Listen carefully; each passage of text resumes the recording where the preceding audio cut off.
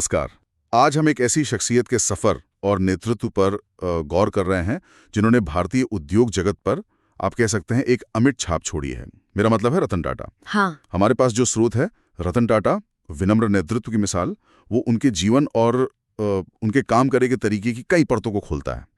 तो आज इस चर्चा का मकसद है ये समझना कि रतन टाटा ने विनम्रता, मजबूत नैतिक सिद्धांत और वो जो बड़ी वैश्विक महत्वाकांक्षाएं थी उनके बीच वो संतुलन कैसे साधा। अक्सर हम लीडर शब्द सुनते हैं तो शायद दिमाग में दबदबा या शायद सिर्फ दौलत की छवि बनती है ना? हाँ, बिल्कुल। लेकिन रतन टाटा इस धारणा को एक तरह से चुनौती देते हैं।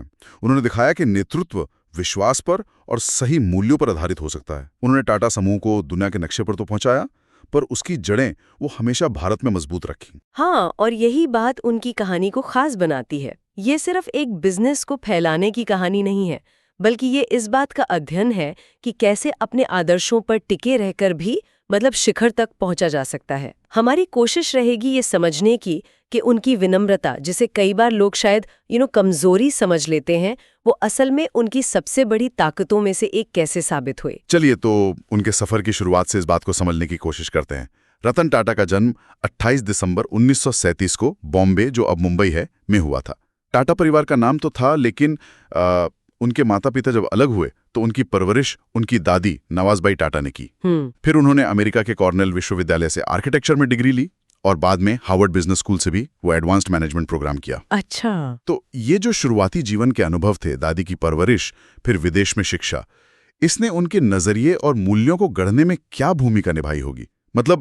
कैसे शेप किया होगा? देखिए, ये शुरुआती पड़ाव बहुत अहम लगते हैं। दादी द्वारा परवरिश ने शायद उनमें जिम्मेदारी और स्थिरता की, आप कह सकती हैं, एक गहरी भावना डाली होगी, खासकर उस बैकग्राउंड में जहां पारिवारिक उथल-पुथल थी। हाँ, सही है। फिर कॉर्नेल से आर्किटेक्चर की पढ़ाई, ये दिलचस्प है। आर्किटेक्चर में आप संरचना, डिजाइन और भविष्य की कल्पना पर जोर देते हैं। बिल्कुल। हो सकता है इसने उन्हें चीजों को बनाने, जोड़ने और एक बड़ी तस्वीर देखने का नजरिया दिया हो।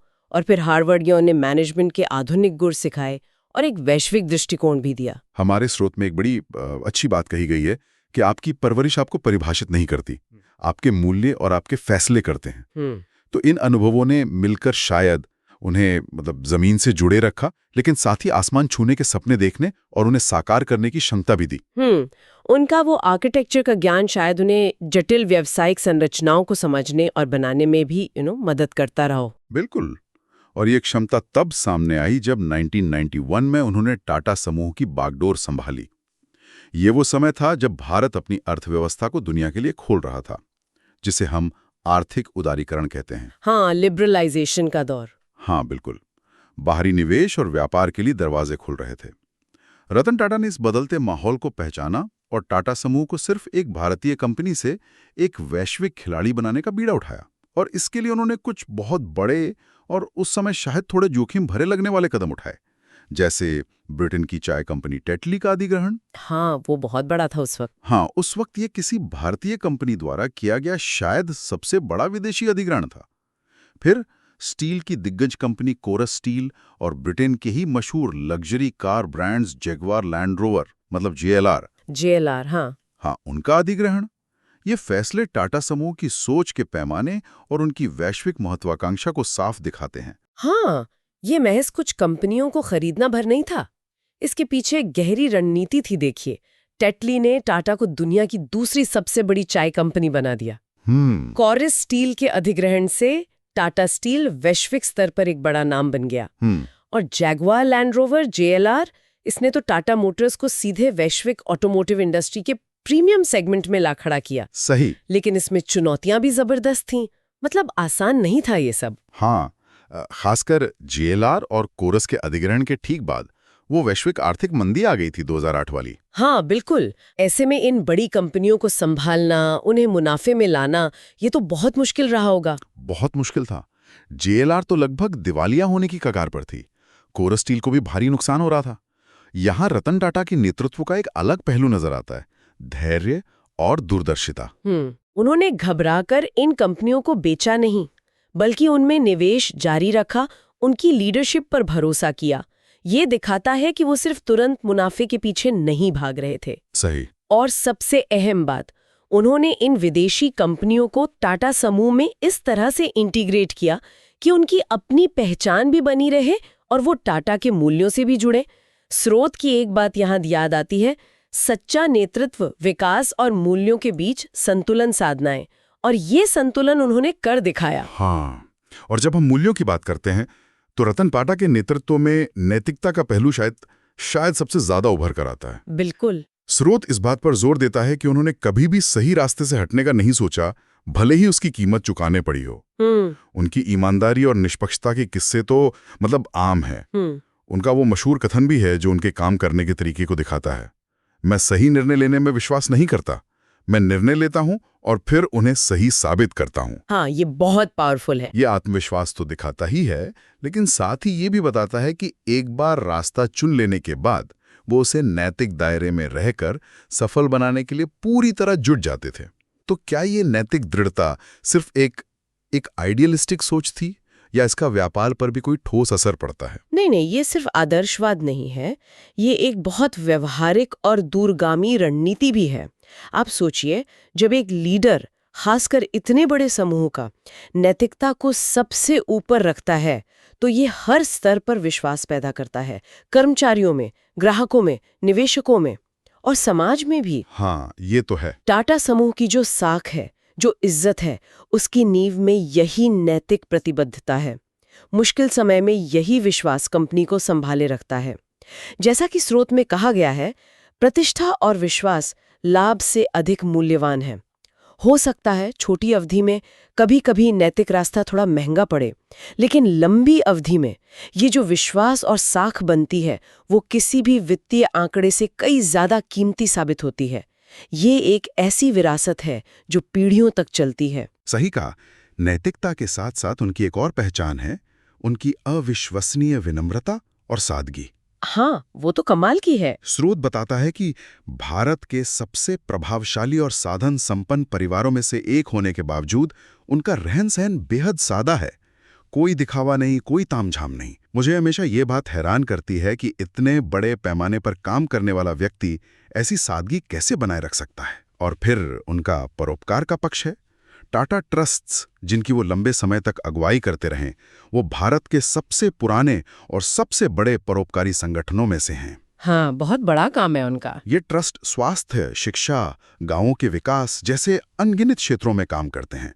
कहा जाता है कि टाटा समूह अपने मुनाफे का एक बहुत बड़ा हिस्सा इन ट्रस्ट्स के जरिए समाज को वापस देता है। और उनकी ये पहुंच भी, मतलब वो कर्मचारियों से लेकर आम लोगों तक सबसे आसानी से मिलते जुलते थे। हाँ, और ये जो विनम्रता और परोपकार का संगम है ना, ये लोगों को गहराई से छूता है।